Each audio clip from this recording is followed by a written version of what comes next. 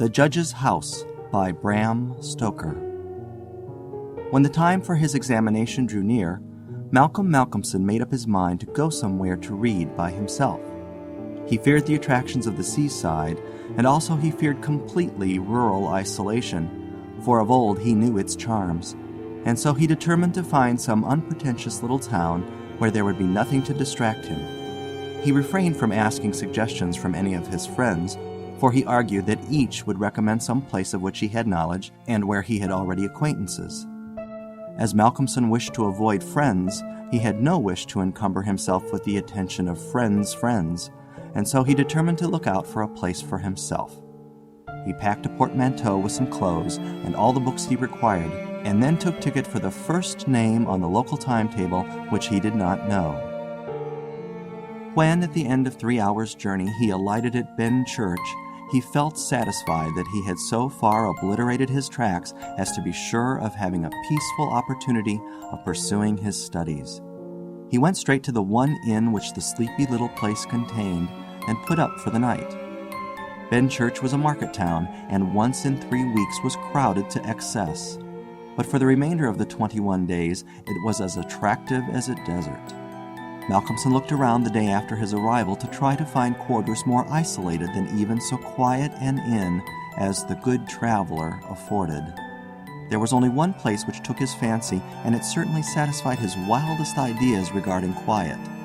In fact, quiet was not the proper word to apply to it. Desolation was the only term conveying any suitable idea of its isolation. It was an old, rambling, heavy-built house of the Jacobean style, with heavy gables and windows, unusually small and set higher than was customary in such houses, and was surrounded with a high brick wall massively built. Indeed, on examination, it looked more like a fortified house than an ordinary dwelling. But all these things pleased Malcolmson.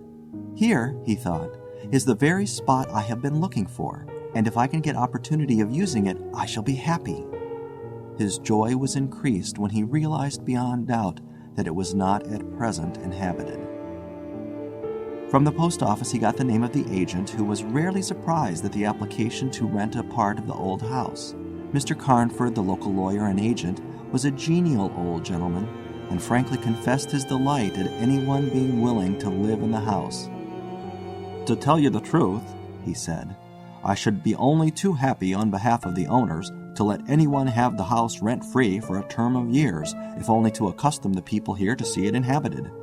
It has been so long empty that some kind of absurd prejudice has grown up about it, and this can be best put down by its occupation, if only," he added with a sly glance at Malcolmson, "by a scholar like yourself, who wants its quiet for a time." Malcolmson thought it needless to ask the agent about the absurd prejudice. He knew he would get more information, if he should require it, on that subject from other quarters. He paid his 3 months' rent, got a receipt, and the name of an old woman who would probably undertake to do for him, and came away with the keys in his pocket. He then went to the landlady of the inn, who was a cheerful and most kindly person, and asked her advice as to such stores and provisions as he would be likely to require. She threw up her hands in amazement when he told her where he was going to settle himself. "Not in the judge's house," she said, and grew pale as she spoke. He explained the locality of the house, saying that he did not know its name. When he had finished, she answered, "Aye, sure enough, the very place. It is the judge's house, sure enough." He asked her to tell him about the place, why so called, and what there was against it.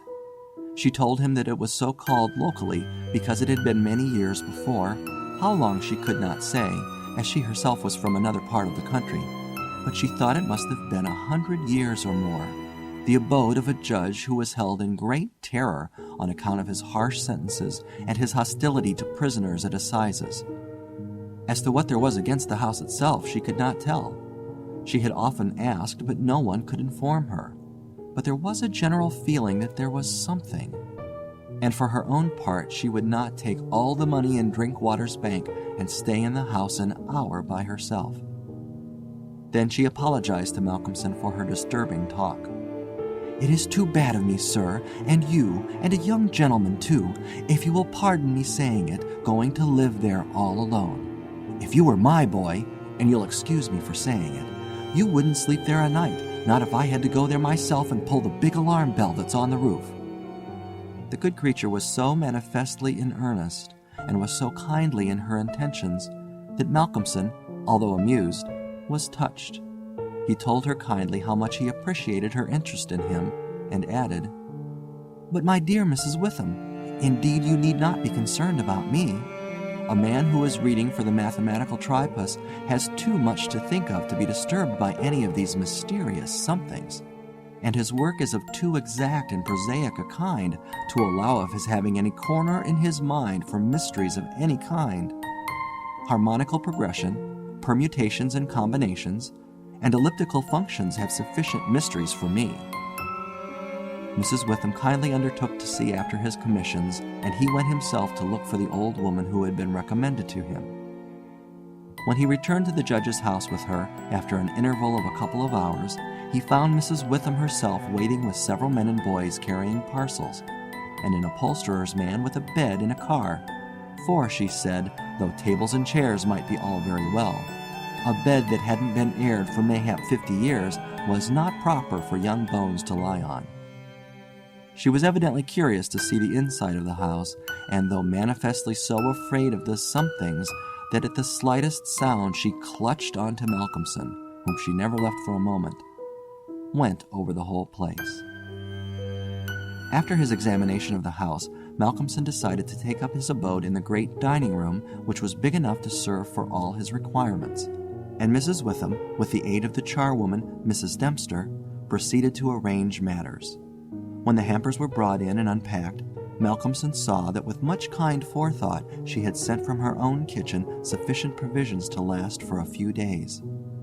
Before going, she expressed all sorts of kind wishes, and at the door turned and said, "And perhaps, sir, as the room is big and draughty, it might be well to have one of those big screens put round your bed at night, though, to tell the truth, I would die myself if I were to be so shut in with all kinds of things that put their heads round the sides or over the top and look on me."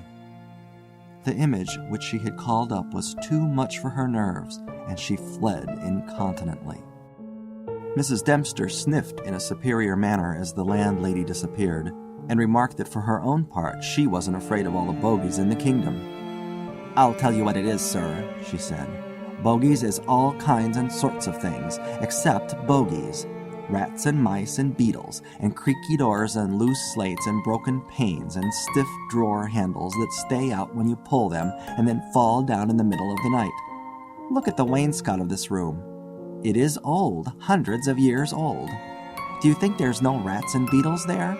And do you imagine, sir, that you won't see none of them? Rats is bogies, I tell you, and bogies is rats. And don't you get to think anything else."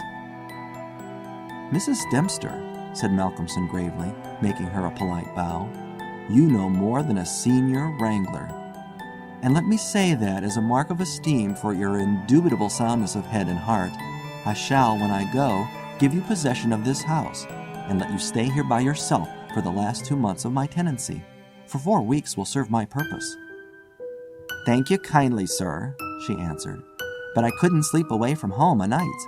I am in greenhouse charity, and if I slept a night away from my rooms, I should lose all I have got to live on. The rules is very strict, and there's too many watching for a vacancy for me to run any risks in the matter. Only for that, sir, I'd gladly come here and attend on you altogether during your stay." "My good woman," said Malcolmson hastily, "I have come here on purpose to obtain solitude, and believe me that I am grateful to the late Greenhow for having so organized his admirable charity, whatever it is, that I am perforce denied the opportunity of suffering from such a form of temptation. St. Anthony himself could not be more rigid on the point." The old woman laughed harshly. "Ah, you young gentlemen," she said, "you don't fear for naught, and belike you'll get all the solitude you want here."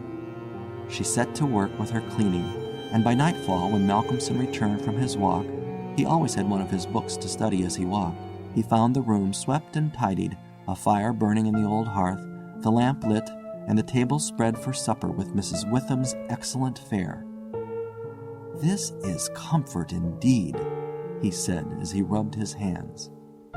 When he had finished his supper and lifted the tray to the other end of the great oak dining table, he got out his books again, put fresh wood on the fire, trimmed his lamp, and set himself down to a spell of real hard work.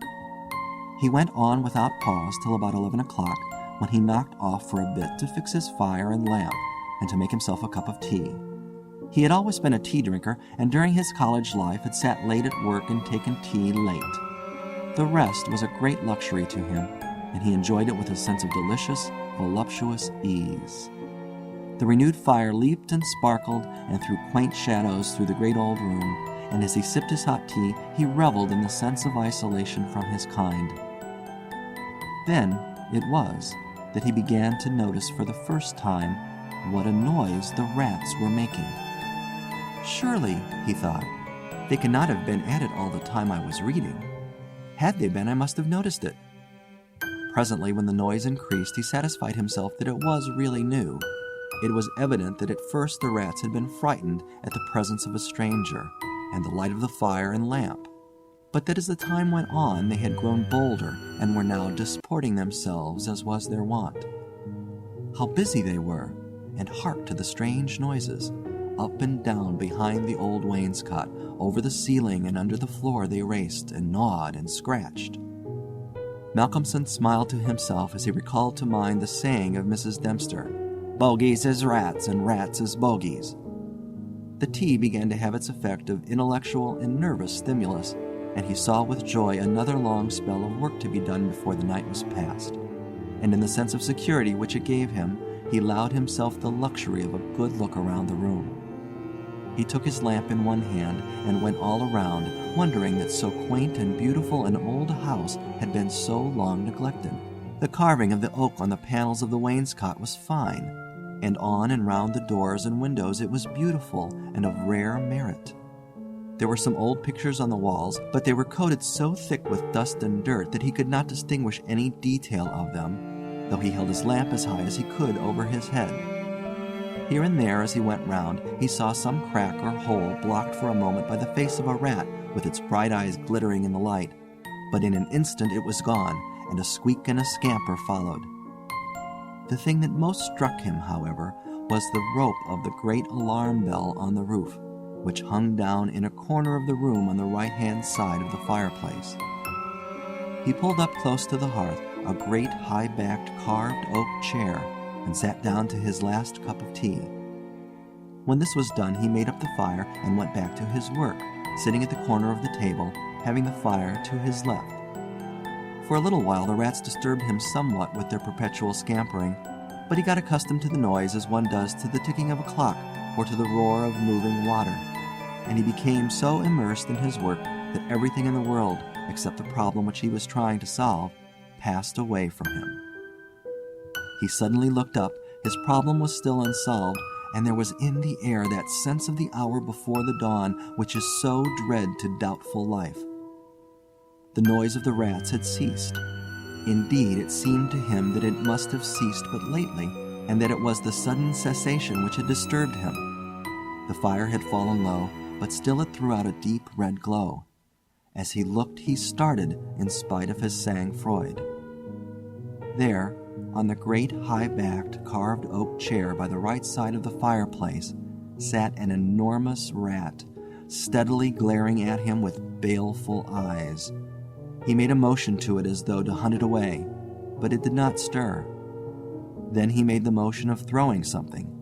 Still it did not stir, but showed its great white teeth angrily, and its cruel eyes shone in the lamplight with an added vindictiveness. Malcolmson felt amazed, and seizing the poker from the hearth, ran at it to kill it. Before, however, he could strike it, the rat, with a squeak that sounded like the concentration of hate, jumped upon the floor, and running up the rope of the alarm bell, disappeared in the darkness beyond the range of the green-shaded lamp. Instantly, strange to say, the noisy scampering of the rats in the wainscot began again. By this time, Malcolmson's mind was quite off the problem, and as a shrill cock-crow outside told him of the approach of morning, he went to bed and to sleep. He slept so sound that he was not even waked by Mrs. Dempster coming in to make up his room. It was only when she had tidied up the place and got his breakfast ready and tapped on the screen which closed in his bed that he woke. He was a little tired still after his night's hard work, but a strong cup of tea soon freshened him up, and taking his book, he went out for his morning walk, bringing with him a few sandwiches lest he should not care to return till dinner time. He found a quiet walk between high elms some way outside the town, and here he spent the greater part of the day studying his Laplace. On his return he looked in to see Mrs. Witham and to thank her for her kindness. When she saw him coming through the diamond-paned bay window of her sanctum, she came out to meet him and asked him in. She looked at him searchingly and shook her head as she said, "You must not overdo it, sir. You are paler this morning than you should be. 2 late hours and too hard work on the brain isn't good for any man. But tell me, sir, how did you pass the night? Well, I hope? But my heart, sir, I was glad when Mrs. Dempster told me this morning that you were all right and sleeping sound when she went in." "Oh, I was all right," he answered, smiling. "The somethings didn't worry me as yet. Only the rats. And they had a circus, I tell you, all over the place. There was one wicked-looking old devil that sat up on my own chair by the fire and wouldn't go till I took the poker to him. And then he ran up the rope of the alarm bell and got to somewhere up the wall or the ceiling. I couldn't see where, it was so dark." "Mercy on us," said Mrs. Witham. "An old devil, and sitting on a chair by the fireside. Take care, sir, take care. There's many a true word spoken in jest." "How do you mean? Upon my word, I don't understand." "An old devil, the old devil, perhaps. There, sir, you needn't laugh," for Malcolmson had broken into a hearty peal. "You young folks thinks it's easy to laugh at things that make older ones shudder. Never mind, sir, never mind. Please God, you'll laugh all the time. It's what I wish for you myself." And the good lady beamed all over in sympathy with his enjoyment, her fears gone for a moment. "Oh, forgive me," said Malcolmson presently. "Don't think me rude, but the idea was too much for me, that the old devil himself was on the chair last night," and at the thought he laughed again. Then he went home to dinner. This evening the scampering of the rats began earlier. Indeed, it had been going on before his arrival, and only ceased while his presence by its freshness disturbed them. After dinner he sat by the fire for a while and had a smoke, and then, having cleared his table, began to work as before. Tonight the rats disturbed him more than they had done on the previous night.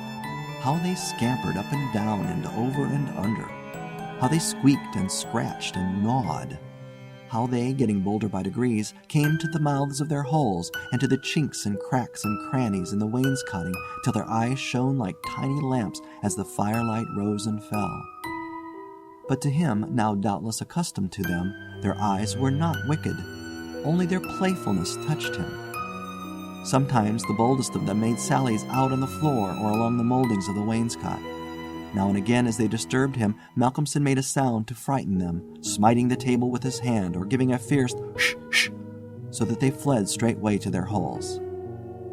And so the early part of the night wore on, and despite the noise, Malcolmson got more and more immersed in his work. All at once he stopped, as on the previous night, being overcome by a sudden sense of silence. There was not the faintest sound of gnaw or scratch or squeak. The silence was as of the grave. He remembered the odd occurrence of the previous night, and instinctively he looked at the chair standing close by the fireside, and then a very odd sensation thrilled through him. There, on the great old high-backed carved oak chair beside the fireplace, sat the same enormous rat, steadily glaring at him with baleful eyes. Instinctively he took the nearest thing to his hand, a book of logarithms, and flung it at it. The book was badly aimed, and the rat did not stir.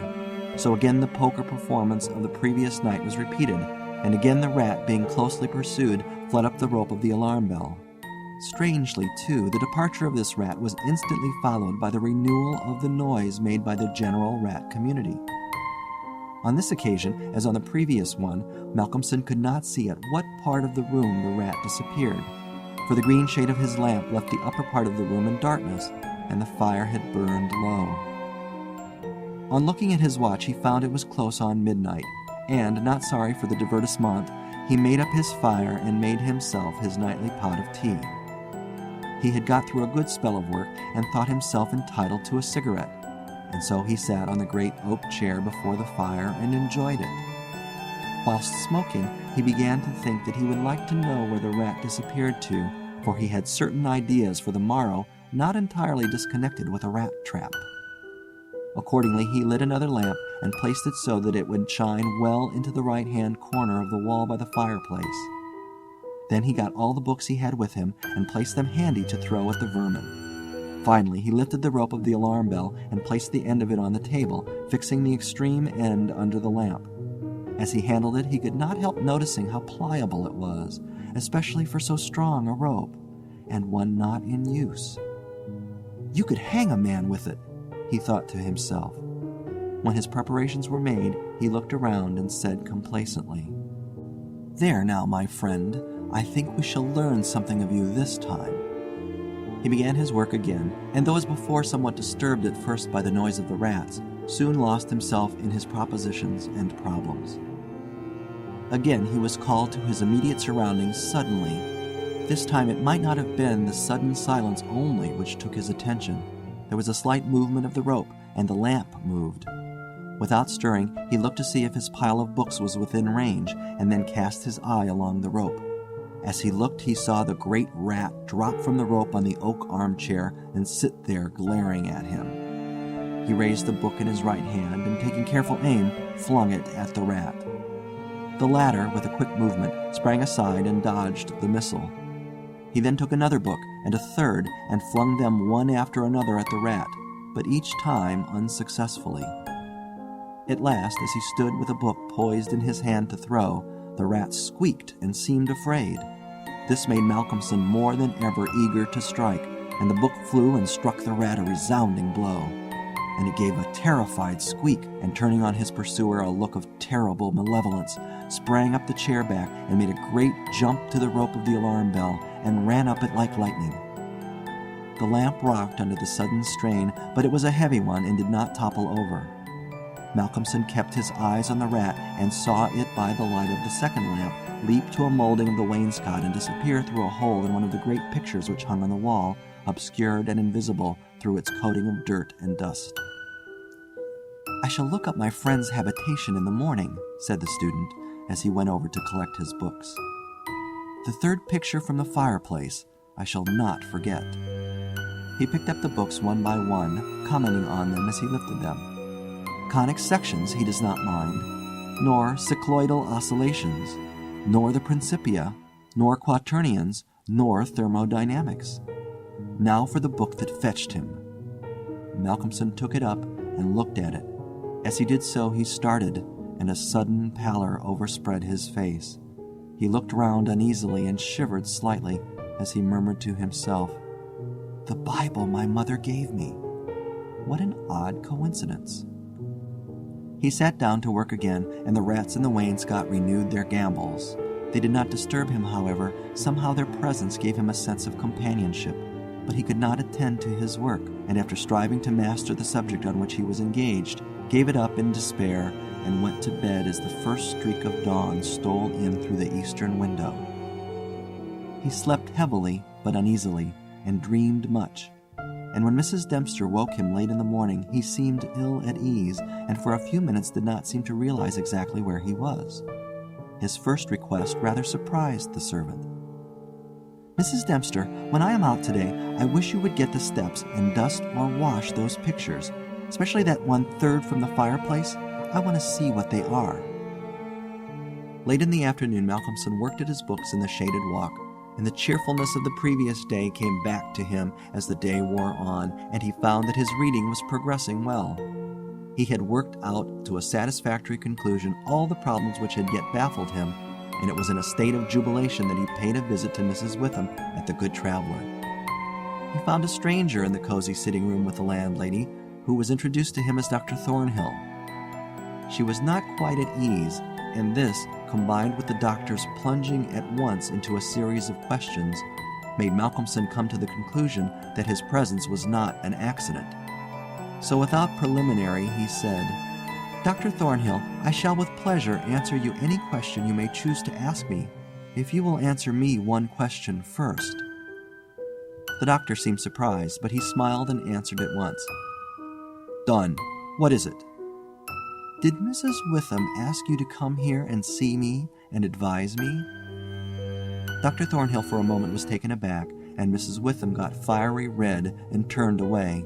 But the doctor was a frank and ready man, and he answered at once and openly.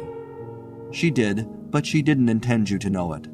I suppose it was my clumsy haste that made you suspect. She told me that she did not like the idea of your being in that house all by yourself, and that she thought you took too much strong tea. In fact, she wants me to advise you, if possible, to give up the tea and the very late hours. I was a keen student in my time, so I suppose I may take the liberty of a college man and, without offense, advise you not quite as a stranger." Malcolmson, with a bright smile, held out his hand. "Shake, as they say in America," he said. "I must thank you for your kindness, and Mrs. Witham too, and your kindness deserves a return on my part. I promise to take no more strong tea, no tea at all till you let me, and I shall go to bed tonight at 1 o'clock at the latest. Will that do?" "Capital," said the doctor. "Now tell us all that you noticed in the old house." And so Malcolmson then and there told in minute detail all that had happened in the last 2 nights. He was interrupted every now and then by some exclamation from Mrs. Witham, till finally, when he told of the episode of the Bible, the landlady's pent-up emotions found vent in a shriek, and it was not till a stiff glass of brandy and water had been administered that she grew composed again. Dr. Thornhill listened with a face of growing gravity, and when the narrative was complete and Mrs. Witham had been restored, he asked, "The rat always went up the rope of the alarm bell?" "Always." "I suppose you know," said the doctor after a pause, "what the rope is?" "No." "It is," said the doctor slowly, "the very rope which the hangman used for all the victims of the judge's judicial rancor." Here he was interrupted by another scream from Mrs. Witham, and steps had to be taken for her recovery. Malcolmson, having looked at his watch and found that it was close to his dinner hour, had gone home before her complete recovery. When Mrs. Witham was herself again, she almost assailed the doctor with angry questions as to what he meant by putting such horrible ideas into the poor young man's mind. "He has quite enough there already to upset him," she added. Dr. Thornhill replied, "My dear madam, I had a distinct purpose in it. I wanted to draw his attention to the bell rope and to fix it there. It may be that he is in a highly overwrought state and has been studying too much, although I am bound to say that he seems as sound and healthy a young man, mentally and bodily, as ever I saw. But then the rats, and that suggestion of the devil." The doctor shook his head and went on. "I would have offered to go and stay the first night with him, but that I felt sure it would have been a cause of offense. He may get in the night some strange fright or hallucination, and if he does, I want him to pull that rope. All alone as he is, it will give us warning, and we may reach him in time to be of service. I shall be sitting up pretty late tonight, and shall keep my ears open. Do not be alarmed if Benchurch gets a surprise before morning." "Oh, doctor, what do you mean? What do you mean?" "I mean this, that possibly, nay, more probably, we shall hear the great alarm bell from the judge's house tonight." And the doctor made about as effective an exit as could be thought of. When Malcolmson arrived home, he found that it was a little after his usual time, and Mrs. Dempster had gone away. The rules of greenhouse charity were not to be neglected. He was glad to see that the place was bright and tidy, with a cheerful fire and a well-trimmed lamp. The evening was colder than might have been expected in April, and a heavy wind was blowing with such rapidly increasing strength that there was every promise of a storm during the night. For a few minutes after his entrance, the noise of the rats ceased, but so soon as they became accustomed to his presence, they began again. He was glad to hear them, for he felt once more the feeling of companionship in their noise, and his mind ran back to the strange fact that they only ceased to manifest themselves when that other, the great rat with the baleful eyes, came upon the scene. The reading lamp only was lit, and its green shade kept the ceiling and the upper part of the room in darkness, so that the cheerful light from the hearth spreading over the floor and shining on the white cloth laid over the end of the table was warm and cheery. Malcolmson sat down to his dinner with a good appetite and a buoyant spirit. After his dinner and a cigarette, he sat steadily down to work, determined not to let anything disturb him, for he remembered his promise to the doctor and made up his mind to make the best of the time at his disposal. For an hour or so he worked all right, and then his thoughts began to wander from his books. The actual circumstances around him, the calls on his physical attention, and his nervous susceptibility were not to be denied. By this time the wind had become a gale, and the gale a storm. The old house, solid though it was, seemed to shake to its foundations, and the storm roared and raged through its many chimneys and its queer old gables, producing strange, unearthly sounds in the empty rooms and corridors. Even the great alarm bell on the roof must have felt the force of the wind, for the rope rose and fell slightly, as though the bell were moved a little from time to time, and the limber rope fell on the oak floor with a hard and hollow sound. As Malcolmson listened to it, he bethought himself of the doctor's words. "It is the rope which the hangman used for the victims of the judge's judicial rancor." And he went over to the turner of the fireplace and took it in his hand to look at it. There seemed a sort of deadly interest in it, and as he stood there he lost himself for a moment in speculation as to who these victims were, and the grim wish of the judge to have such a ghastly relic ever under his eyes. As he stood there, the swaying of the bell on the roof still lifted the rope now and again, but presently there came a new sensation, a sort of tremor in the rope, as though something was moving along it. Looking up instinctively, Malcolmson saw the great rat coming slowly down towards him, glaring at him steadily. He dropped the rope and started back with a muttered curse, and the rat, turning, ran up the rope again and disappeared, and at the same instant Malcolmson became conscious that the noise of the rats, which had ceased for a while, began again. All this set him thinking, and it occurred to him that he had not investigated the lair of the rat or looked at the pictures as he had intended.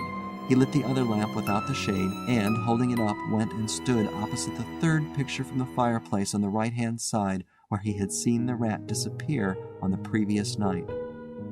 At the first glance he started back so suddenly that he almost dropped the lamp, and a deadly pallor overspread his face. His knees shook, and heavy drops of sweat came on his forehead, and he trembled like an aspen. But he was young and plucky, and pulled himself together, and after the pause of a few seconds, stepped forward again, raised the lamp, and examined the picture which had been dusted and washed, and now stood out clearly. It was of a judge, dressed in his robes of scarlet and ermine. His face was strong and merciless, evil, crafty, and vindictive, with a sensual mouth, hooked nose of ruddy color, and shaped like the beak of a bird of prey. The rest of the face was of a cadaverous color. The eyes were of peculiar brilliance, and with a terribly malignant expression. As he looked at them, Malcolmson grew cold, for he saw there the very counterpart of the eyes of the great rat. The lamp almost fell from his hand. He saw the rat with its baleful eyes peering out through the hole in the corner of the picture, and noted the sudden cessation of the noise of the other rats. However, he pulled himself together and went on with his examination of the picture. The judge was seated in a great high-backed carved oak chair on the right side of a great stone fireplace where, in the corner, a rope hung down from the ceiling, its end lying coiled on the floor. With a feeling of something like horror, Malcolmson recognized the scene of the room as it stood, and gazed around him in an awe-struck manner as though he expected to find some strange presence behind him. Then he looked over to the corner of the fireplace, and with a very loud cry he let the lamp fall from his hand. There, in the judge's armchair, with the rope hanging behind, sat the rat with the judge's baleful eyes, now intensified and with a fiendish leer. Save for the howling of the storm without, there was silence. The fallen lamp recalled Malcolmson to himself. Fortunately, it was of metal, and so the oil was not spilt. However, the practical need of attending to it settled at once his nervous apprehensions. When he had turned it out, He wiped his brow and thought for a moment. "This will not do," he said to himself. "If I go on like this, I shall become a crazy fool. This must stop. I promised the doctor I would not take tea. Faith, he was pretty right. My nerves must have been getting into a queer state. Funny I did not notice it. I never felt better in my life. However, it is all right now, and I shall not be such a fool again." Then he mixed himself a good stiff glass of brandy and water and resolutely sat down to his work. It was nearly an hour when he looked up from his book, disturbed by the sudden stillness. Without, the wind howled and roared louder than ever, and the rain drove in sheets against the windows, beating like hail on the glass. But within there was no sound whatever, save the echo of the wind as it roared in the great chimney, and now and then a hiss as a few raindrops found their way down the chimney in a lull of the storm. The fire had fallen low and had ceased to flame, though it threw out a red glow. Malcolmson listened attentively, and presently heard a thin, squeaking noise, very faint. It came from the corner of the room where the rope hung down, and he thought it was the creaking of the rope on the floor as the swaying of the bell raised and lowered it. Looking up, however, he saw in the dim light the great rat clinging to the rope and gnawing it. The rope was already nearly gnawed through. He could see the lighter color where the strands were laid bare. As he looked, the job was completed, and the severed end of the rope fell clattering on the oaken floor, whilst for an instant the great rat remained like a knob or tassel at the end of the rope, which now began to sway to and fro. Malcolmson felt for a moment another pang of terror as he thought that now the possibility of calling the outer world to his assistance was cut off. But an intense anger took its place, and seizing the book he was reading, he hurled it at the rat. The blow was well aimed, but before the missile could reach him, the rat dropped off and struck the floor with a soft thud. Malcolmson instantly rushed over towards him, but it darted away and disappeared in the darkness of the shadows of the room. Malcolmson felt that his work was over for the night, and determined then and there to vary the monotony of the proceedings by a hunt for the rat, and took off the green shade of the lamp so as to ensure a wider spreading light. As he did so, the gloom of the upper part of the room was relieved, and in the new flood of light, great by comparison with the previous darkness, the pictures on the wall stood out boldly. From where he stood, Malcolmson saw right opposite to him the third picture on the wall from the right of the fireplace. He rubbed his eyes in surprise, and then a great fear began to come upon him. In the center of the picture was a great irregular patch of brown canvas, as fresh as when it was stretched on the frame. The background was as before, with chair and chimney corner and rope, but the figure of the judge had disappeared.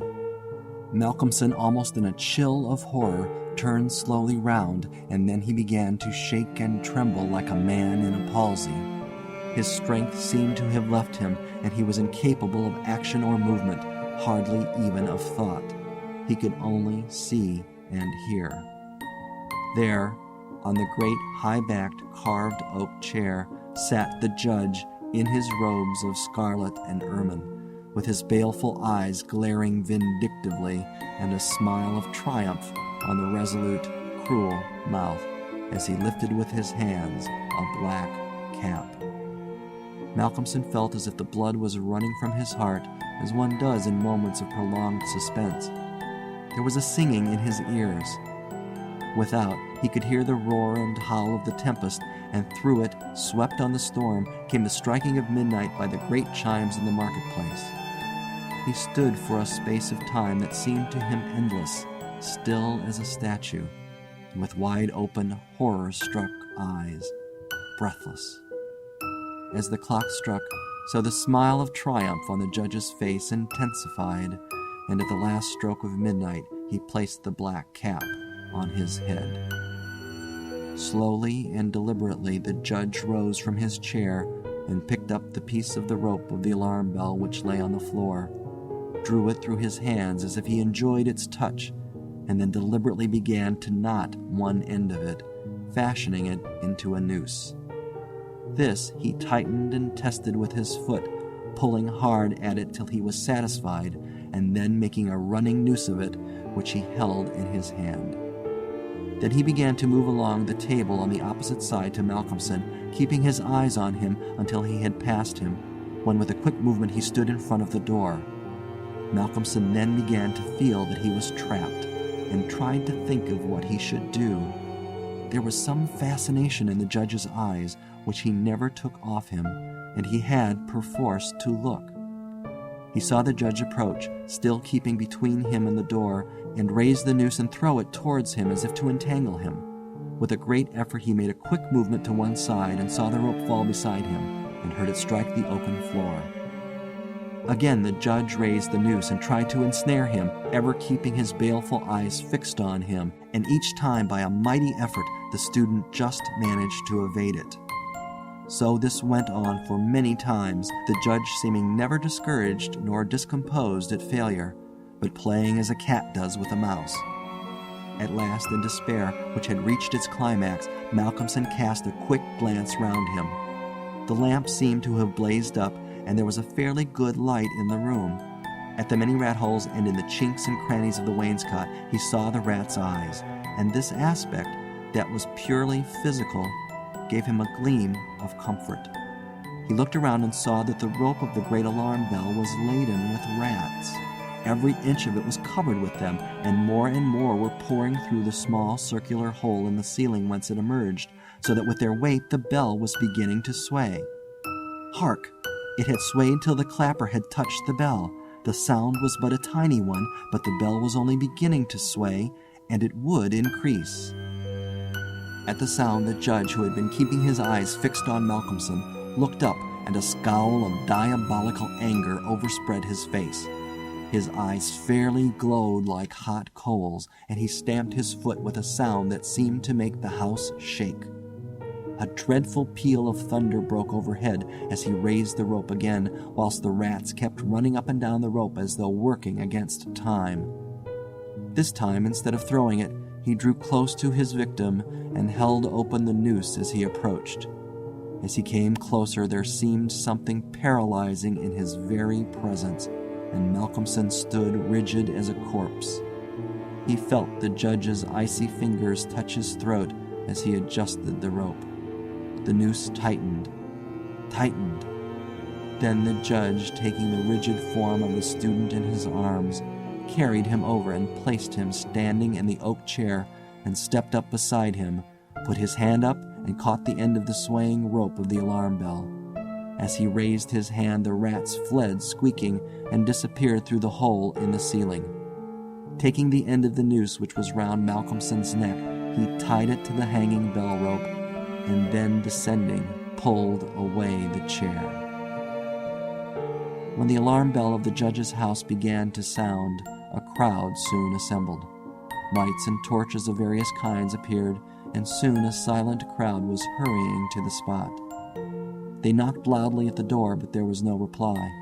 Then they burst in the door and poured into the great dining room, the doctor at the head. There, at the end of the rope of the great alarm bell, hung the body of the student, and on the face of the judge in the picture was a malignant smile. End of The Judge's House by Bram Stoker.